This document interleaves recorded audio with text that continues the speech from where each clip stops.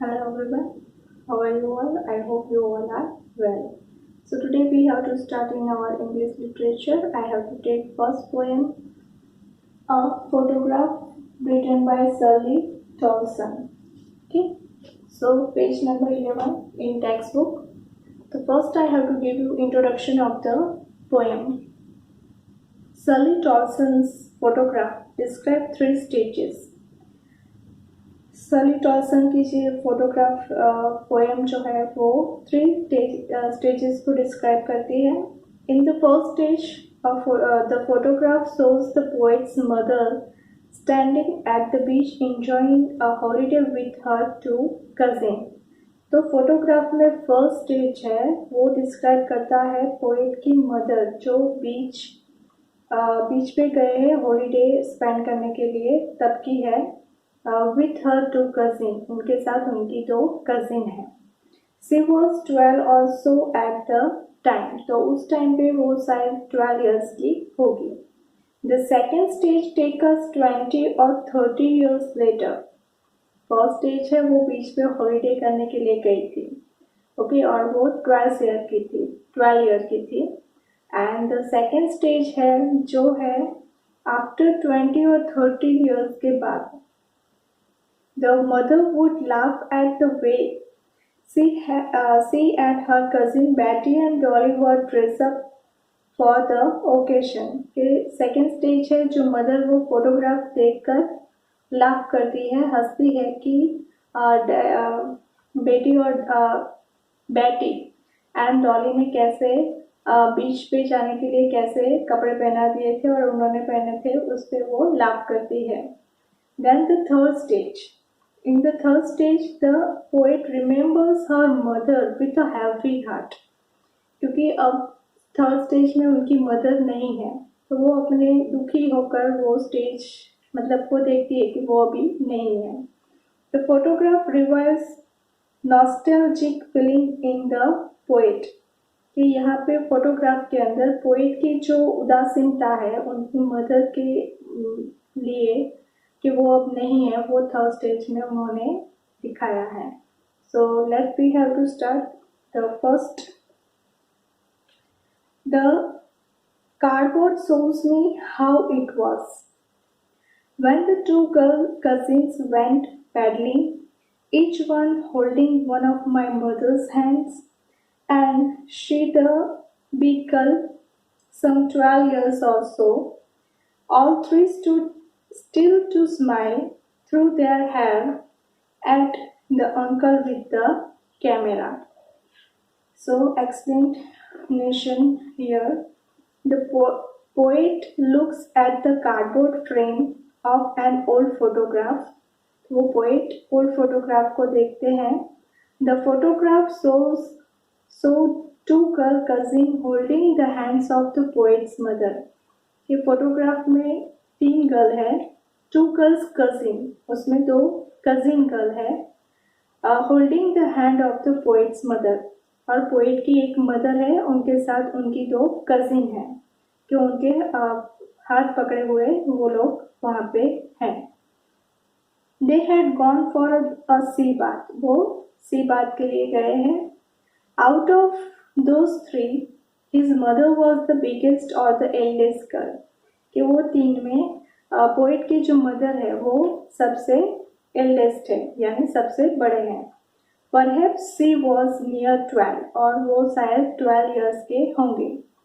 All of them were standing at the beach, और तीनों कहाँ पे खड़े हैं?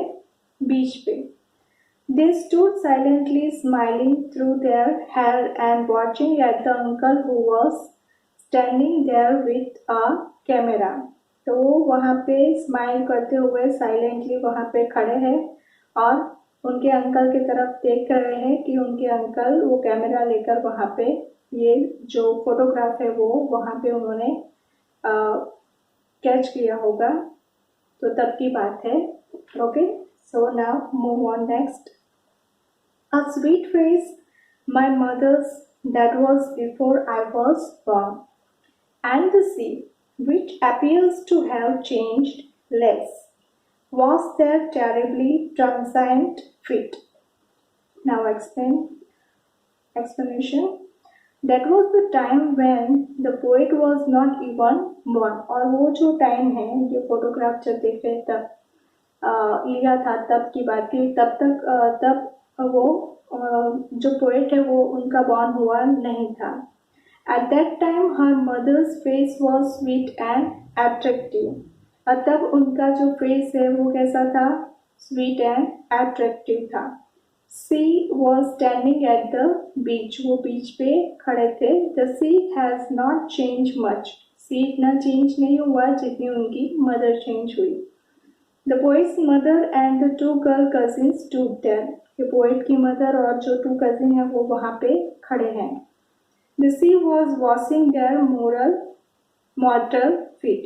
कि सी जो है उसका वेव आता है तो हम खड़े होते तो अपने सडन आकर हमारे पैर पे छू जाता है, वैसे यहाँ पे वो तीनों गर्ल के पानी में फीट पैरों धो के मतलब चला जाता है. Okay, now next.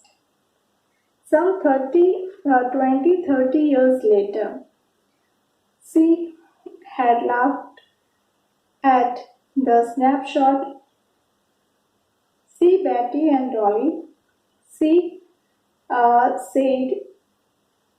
did say, and look how they dressed up for the beach. The sea holiday was her past. Mine is her laughter, both red with the labor airs of loss. तो यहाँ पे दिखाते हैं poet के 20 or 30 years passed since that photograph had been taken. कि वो photograph को लिए हुए 20 or 30 years हो गए हैं. Now whenever the mother looked at the photograph she would laugh. कि जब भी वो फोटोग्राफ देखती है तब वो लाफ करती है.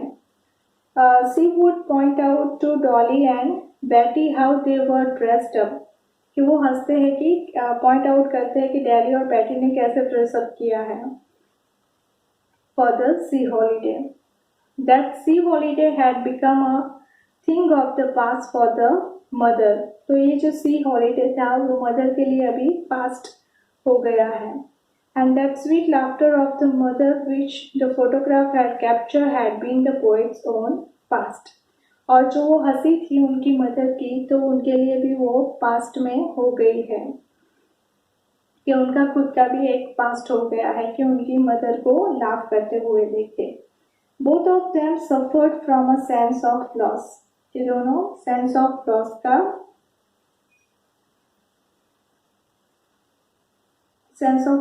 लॉस का फीलिंग करते हैं. And then ironically both of them were labouring to age the loss. कि कुछ उनकी वो है कि वो अभी कष्ट उठा रहे हैं कि वो अभी दोनों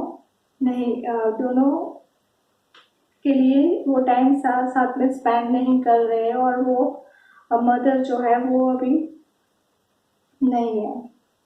तो वो सेकेंड स्टेज पोएट ये डिस्क्राइब कर रहे हैं कि तब उन्होंने उसकी मदर को ऐसे फोटोग्राफ देखते हुए हंसता देखा था. Now the last one. Now she has been dead nearly as many years as that girl lived, and of this circumstance there is nothing to say at all. It silences. The poet says that her mother has been dead for years. कि उनकी mother को गुजरे हुए बहुत साल हो गए. She had been dead nearly as many years as she had lived. कि अभी बहुत साल हो गए उनके गए हुए. She has nothing to say about the circumstances of her death or about the situation captured in the photo. कि अभी उनका वर्णन करने के लिए उनके लिए कुछ भी नहीं है. Silence only brings out deeper silence and make things mysterious. कि कुछ नहीं कह पाना शांत वातावरण को और शांतिमय बना देता है. तो here our first poem is complete. I hope you have to understand. So you have to write question answer in your notebook. Thank you.